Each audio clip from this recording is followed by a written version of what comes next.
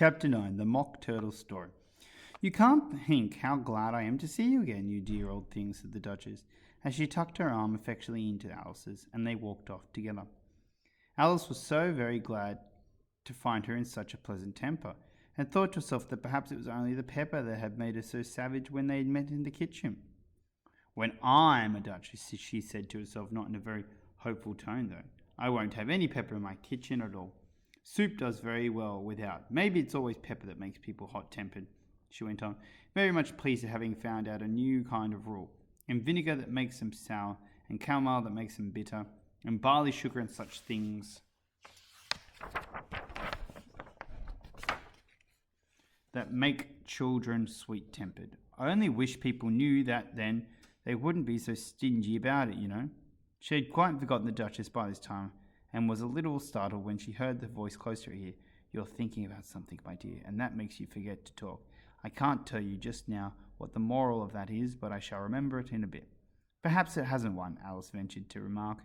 "Tut, tut, child," said the Duchess. "Everything's got a moral, if only you can find it," and she squeezed herself up close to Alice's side as she spoke.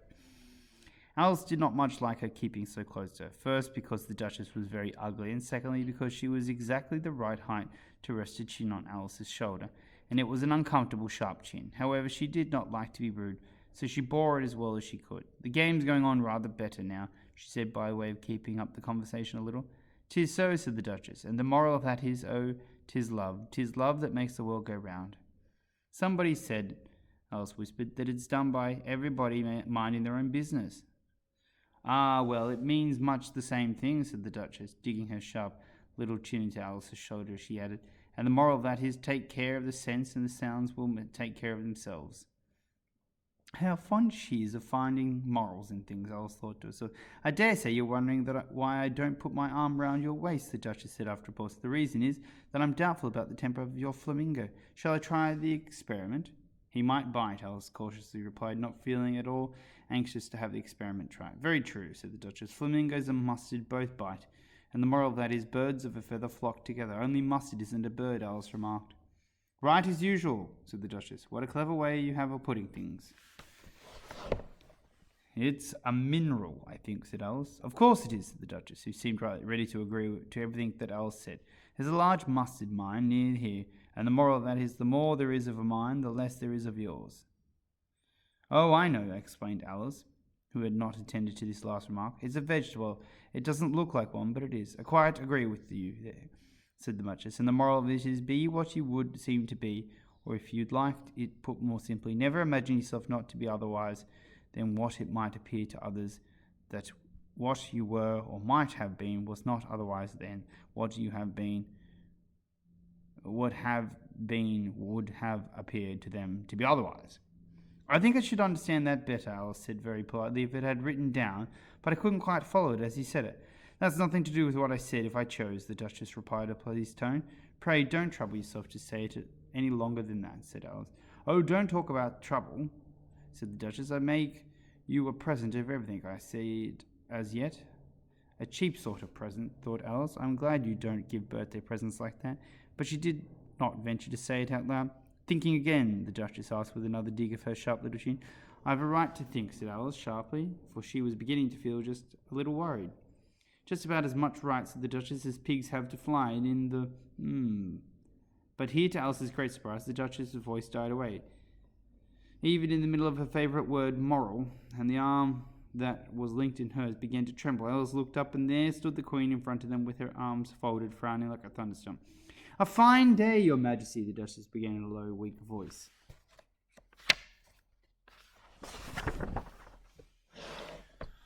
"Now I give you fair warning," shouted the Queen, stamping on the ground as she spoke. "Either you or your head must be off, and that in about half no time. Take your choice." The Duchess took her choice and was gone in a moment. "Let's go on with the game," the Queen said to Alice. And Alice was too much frightened to say a word, but slowly followed her back to the croquet ground. The other guests had taken advantage of the Queen's absence and were resting in the shade. However, the moment they saw her, they hurried back to the game, the Queen merely remarking that a moment's delay would cost them their lives. All the time they were playing, the Queen never left off for quarrelling with the others and shouted, "Off with his head!" or "Off with her head!" Those whom were sentenced were taken into custody by the soldiers, who of course had to leave off being archers to do this. So by the end of half an hour or so, there were no archers left, but all the players except the king and the queen and Alice were in custody and under sentence of execution. Then the queen left off, quite out of breath, and said to Alice, "Have you seen the mock turtle yet?" "No," said Alice. "I don't even know what a mock turtle is." "It's the thing mock turtle soup is made from," said the queen. "I never saw one or heard of one," said Alice. "Come on then," said the queen, "and he shall tell you his story." And as they walked off together, Alice heard the king say in a low voice to the company generally, "You're all pardoned." "Come, that's a good thing," she said to herself, for she had felt quite unhappy at the number of executions the queen had ordered. They very soon came upon a griffin, lying fast asleep in the sun. If you don't know what a griffin is, look at the picture. "Up, lazy thing," said the queen, "and take this young lady to see the mock turtle, and to hear its history. I must go back and see after some executions I have ordered." And she went off, leaving Alice alone with the griffin. Alice did not quite like the look of the creature, but on the whole, she thought it would be quite as safe as to stay with it to go after that savage queen. So she waited. The griffin sat up and rubbed its eyes. Then it watched the queen till she was out of sight. Then it chuckled. "What fun!" The griffin, half to itself, half to Alice. "What is the fun?" said Alice. "Why, she," said the griffin. "It's all her fancy that they never execute nobody, you know. Come on." "Everybody says come on here," thought Alice as she went slowly after it. "I never was so ordered about in my life, never." They had not got far before they saw the mock turtle in the distance, sitting sad and lonely on the ledge of a rock. And as they came nearer, Alice could hear him sighing as if his heart would break. She pitied him deeply. "What is his sorrow?" she asked the griffin. And the griffin answered very nearly in the same words as before. "It's all his fancy, that he hasn't got no sorrow, you know. Come on." So they went up to the mock turtle, who looked at them with large eyes full of tears, but said nothing. "This here young lady," said the griffin, "she wants to know your history, she do." "I'll tell it to her," said the mock turtle in a deep horrid tone. "Sit down, both of you, and don't speak a word till I've finished." So she sat down, and nobody spoke for some minutes.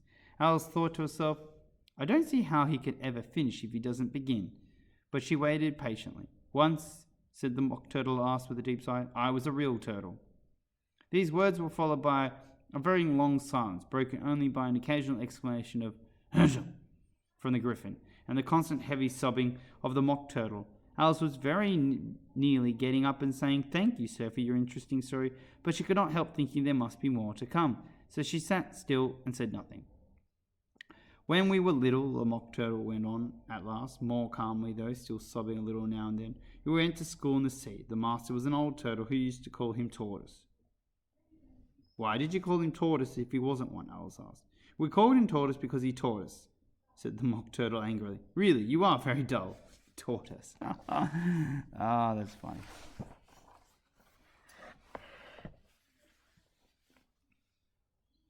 "You ought to be ashamed of yourself asking such a simple question," asked the griffin. And then they both sat silent and looked at poor Alice, who felt ready to sink into the earth. At last the griffin said to the mock turtle, "Drive on, old fellow.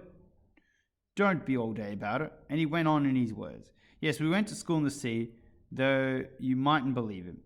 "I never said I didn't," interrupted Alice. "You did," said the mock turtle. "Hold your tongue," added the griffin. Before Alice could speak again, the mock turtle went on. "We had the best of educations. In fact, we went to school every day." "I've been to a day school too," said Alice. "You needn't be so proud as all that." "With extras?" asked the mock turtle a little anxiously. "Yes," said Alice. "We learned French and music, and washing," said the mock turtle. "Certainly not," said Alice indignantly. "Ah, then yours wasn't a really good school," said the mock turtle in a tone of relief. "Now at ours they had all the end of the bill, French, music, and washing extra." "You couldn't have wanted it much," said Alice, "living at the bottom of the sea." "I couldn't afford to learn it," said the mock turtle with a sigh. "I only took the regular course." "What was that?" inquired Alice.